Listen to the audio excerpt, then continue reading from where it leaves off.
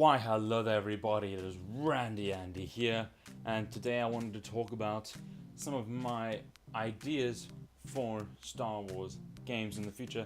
In fact, my idea, because there are going to be 3 videos on this for 3 different ideas. So the first idea that I want to talk about to you is, I think, pretty original because it hasn't been done before at all in a Star Wars game, which baffles me because this would be some of the most fun I think I would ever have in a Star Wars game. Now, this revolves around you being a stormtrooper, and yes, this time you can actually hit things, but not just a stormtrooper who is part of an AT-AT squad. And this would be a story game and a co-op, as well as a multiplayer game. And how it would basically work is the story could be either single player or co-op, and that's because there'd be many different roles to fill as part of the AT-AT squad. You could either be just a driver, right, which would actually have a lot of intricacies. It could be almost like a simulator in the way that you have to drive the AT-AT. You could be a gunner on the heavy cannons or on the light cannons. You could be just a spotter who marks all the targets for the AT-ATs to fire at, because the actual driver's vision could be extremely limited. And then you would have the ground troops who would be in the bay of the AT-AT, where the doors would open either on the sides or the bottom, depending on if you're in a normal AT-AT or an AT-ACT. Now, what would be so interesting about this is the replay value, because you could fill out all these different roles. And in the story, you could be doing this on your own, where in every different mission you could be fulfilling a different role, or just one role, whichever your favorite one is. Or in the story, you could be playing co-op, and this could go from 2 players to 8 players. That's how I like to see it. Obviously, you could have 3 players, 4 players, 5 players, 6 players, 7 players, and the maximum 8 players. Because how it could be is you have the driver, right? You have the spotter with that almost periscope thing. You have someone on the light cannons. You have someone on the heavy cannons. That's 4. And then the other 4 are basically ground troops that get repelled down from the AT-AT or AT-ACT and take on the rebels or whoever they're trying to take over.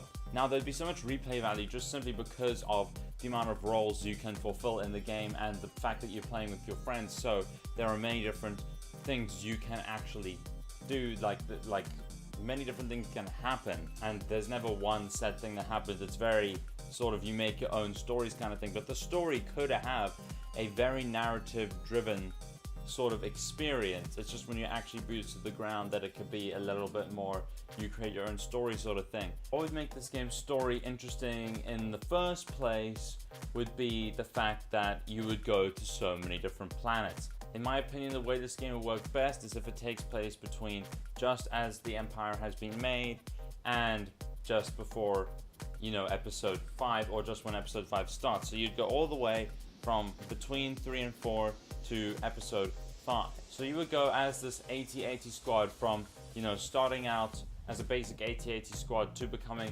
known as one of the elite by the time episode 5 happens. And the way this game could end could be your final battle on Hoth from episode 5, and you dying renowned as this elite squad, but being destroyed by the rebels with their ingenious tactics. But just the worlds you could go to would make this interesting. You could go to where the Twi'leks live and take out their area, and you'd have to go through dense amounts of foliage and all that kind of stuff.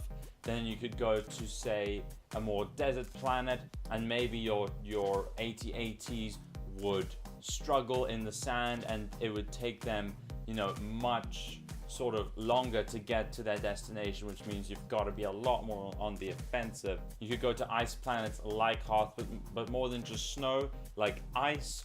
So you have to make sure that your AT-AT doesn't topple over from the ice, and you have to make your way navigating through the areas of the ice that are strong enough to hold the AT-AT and not fall through a lighter part of the ice. Not only that, stuff like blizzards and sandstorms could make the spotter's job much harder. And while this may be on the Empire's side, while this may be an AT-AT squad, this could start as like a prequel mission on episode 3, playing as clones, and these clones are part of the 501st. and that's why they're still in the Empire's army, because of the inhibitor chips, and maybe for some reason they were such good, clones at being ATTE pilots that the Empire kept their inhibitor chips running so they wouldn't leave the 501st, or something like that. So you can see a bond between these characters, and they would be oblivious to what they're doing as wrong, and by the end of it, when they die in episode 5, it could actually be emotional in a really weird way. Not only that, but with today's graphics, this game can be super immersive. Imagine being one of the troopers who abseils down from the AT-AT, and before that happened, it's like, that burn, burn, burn that you got from the Death Star, right?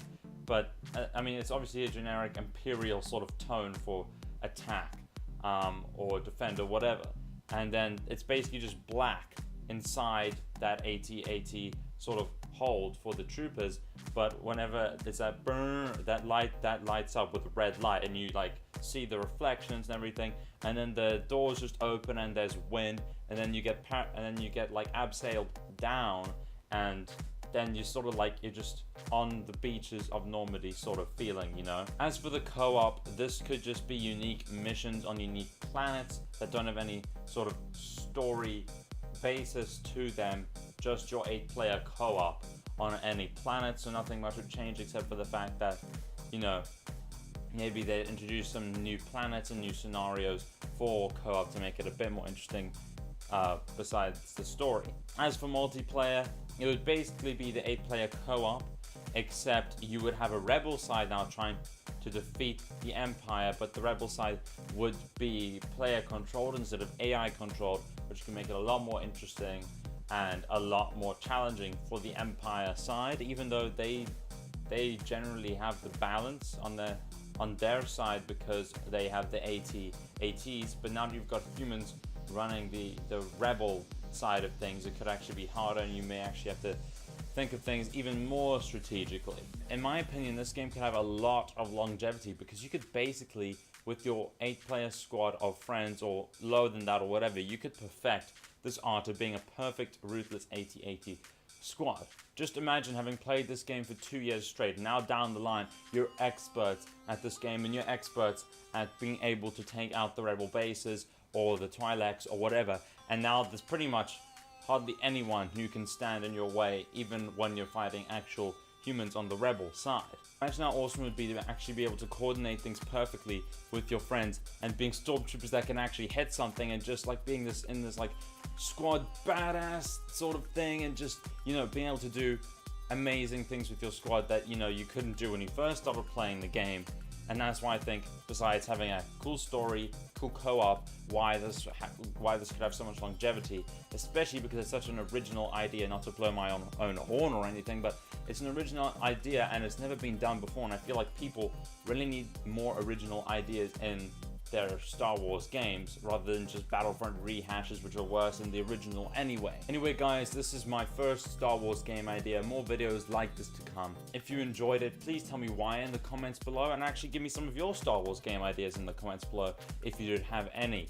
And please tell me what I'm doing wrong or right. This has been the Randy Andy Show. You know what to do, and I will see you in the next one.